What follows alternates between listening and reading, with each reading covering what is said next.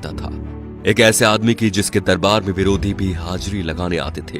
इनका नाम था बाला साहेब ठाकरे। चांदी के सिंहासन पर बैठने के शौकीन बाल ठाकरे खुलेआम धमकी देते थे। ये बात है सन 1990 के आसपास की।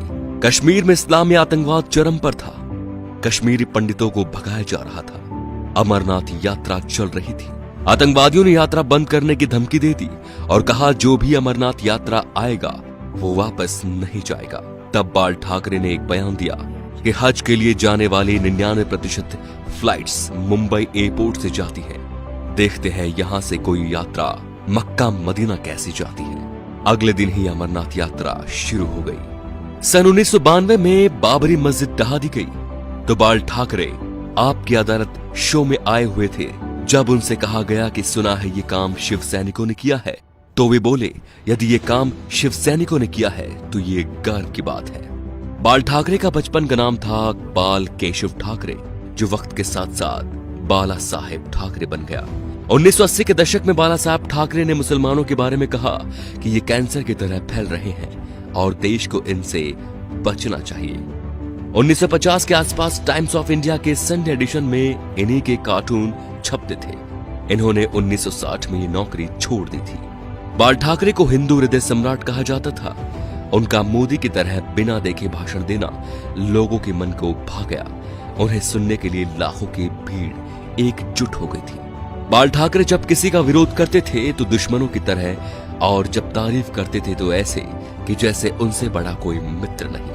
19 जून 1966 को बाल ठाकरे ने शिवाजी पार्क में नारियल फोड़कर अपने दोस्तों के साथ पार्टी बनाई, शिवसेना, जो आज भी चल रही है। बाल ठाकरे की एक खास बात थी कि वो कभी किसी से मिलने नहीं गए।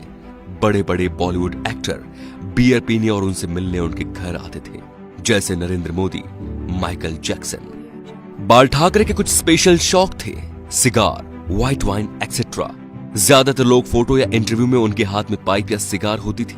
1999 में बाल ठाकरे पर 6 साल तक वोट डालने और चुनाव लड़ने पर बैन लगा था, लेकिन बाल ठाकरे ने अपने जीवन में कभी चुनाव नहीं लड़ा। अपनी मौत से 2 महीने पहले ठाकरे का एक बयान आया कि आर्मी मेरे हवाले कर दो, मैं देश को 1 महीने में ठीक कर दूंगा। 17 नवंबर 1912 बाल ठाकरे का निधन हो गया। इस दिन मुंबई बंद था। अंतिम यात्रा में 5 लाख लोग शामिल हुए। थोड़ी थोड़ी देर बाद एक आवाज उठती है, बाला साहेब। लाखों लोग चिल्लाते रहे, अमर रहे। बाल ठाकरे ना तो मुख्यमंत्री थे और न सांसद, फिर भी उन्हें मरने के बाद 21 तोपों की सलामी दी गई, जो राष्ट्रपति प्रधानमंत्री को मिलती है। ये रुतबा था बाला साहेब ठाकरे का। तो दोस्तों, ऐसे शेर दिल हिंदू सम्राट के लिए वीडियो को शेयर जरूर कीजिए और उनकी महानता को फैलाइए, ताकि आज जो शिव सैनिक या हिंदू उनके सिद्धांतों को भूल चुके हैं, उनके हिंदुत्व की रक्षा का संकल्प याद दिलाएं। जय श्री राम दोस्तों।